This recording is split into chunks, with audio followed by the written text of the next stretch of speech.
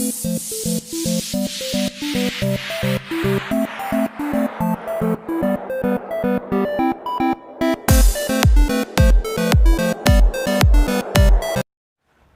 everyone. In this video, let us learn the graphs on Gay-Lussac law. The graphs on Gay-Lussac's law are called as isocores. Isocores. So Gay-Lussac law graphs are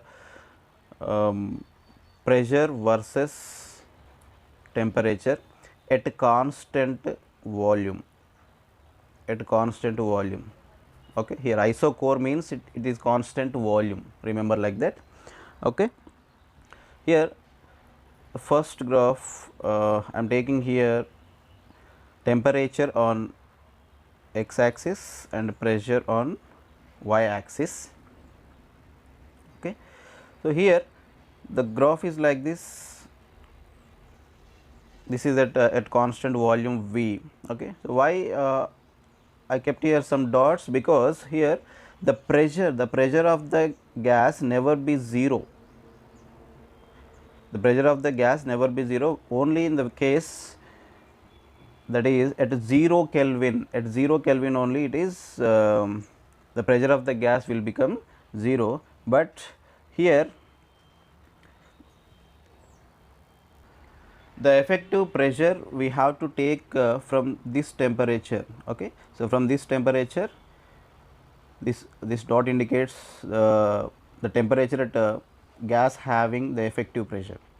Okay. So, for that reason I kept here some dots.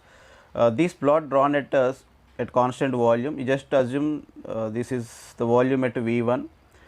Okay. So, I am changing the volume and I have drawn one more plot between pressure and temperature. Assume this is the V2 volume. Okay. So, one more graph here at V3 volume. Okay. These three plots are drawn at different volumes. Actually, if you take only one, if you take one graph, it is at constant volume, that is V1. On increasing the temperature, the pressure also increases. Okay. This is first case. At second case, I changed the pressure. Sorry, I changed the volume to V2, and this plot drawn at V3. At three different cases, I have drawn three different plots. Okay. In exams, they may ask question, what is the relation between this V1, V2 and V3. Okay. See here, take one any for the to solve these type of questions. Here I am taking one constant position, constant temperature. So, this is the pressure at V1 volume, and this is the pressure at V1 volume, this is the pressure at V2 volume, and this is the pressure at V3 volume, and I am taking at constant temperature. Okay. So, at constant temperature, pressure is inversely proportional to volume. No, if volume increases, then the pressure decreases. If pressure increases, the volume decreases. So, where is the pressure highest? Here the pressure is highest. So, this V1 must be least, because if the pressure is more, the volume must be less. So, V1 must be least and V3 must be highest. The volume in the case of V3 it is highest.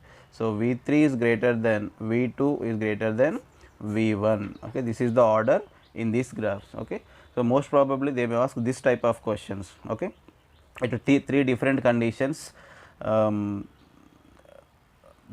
plots drawn here, what is the relation these between these three conditions, V1 at V1 volume, V2 volume and V3 volume. Okay. This is the first graph. In the second one, here I am taking absolute temperature, not degree centigrade. You must notice here absolute temperature.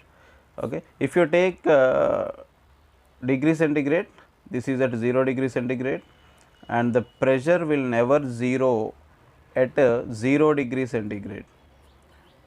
Okay. The pressure will never 0 at 0 degree centigrade. Then when the pressure will become 0, the pressure of gas will become 0 at minus 273 degree centigrade.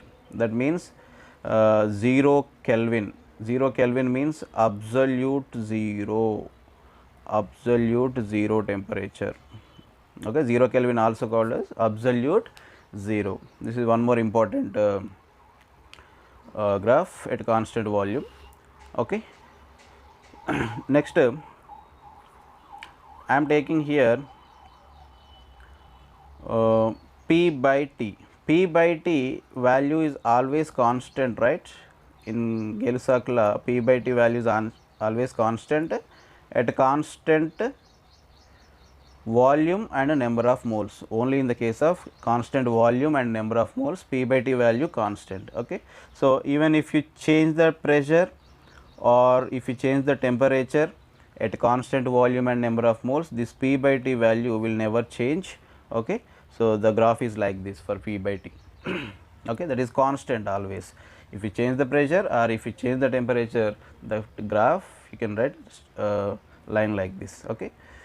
In the fourth graph, I am taking here log P versus log T. Okay. Log P versus log T. Here, if you apply log here, what is it? Log P minus log V, no? Log x by y, how will write? Log x minus log y. Okay. So, log P minus log V is always constant, the difference between these two always constant. Okay. If it is increases, then log V also must be increased, because the difference between these two constant, right. Okay. So, for better understanding, I am taking here log P value 100 and log V value 25. The difference between these two how much? 75. Okay. So, if I increase this log V value to 50, the difference always 75, no. So, this must be what? 125 log P, only for understanding this one, 125. So, what we noticed here, if log P increases, then log V also must be increased, because the difference between the two is always constant. Okay. The graph is like this, between log P and log T, the graph is like this. Okay. Right.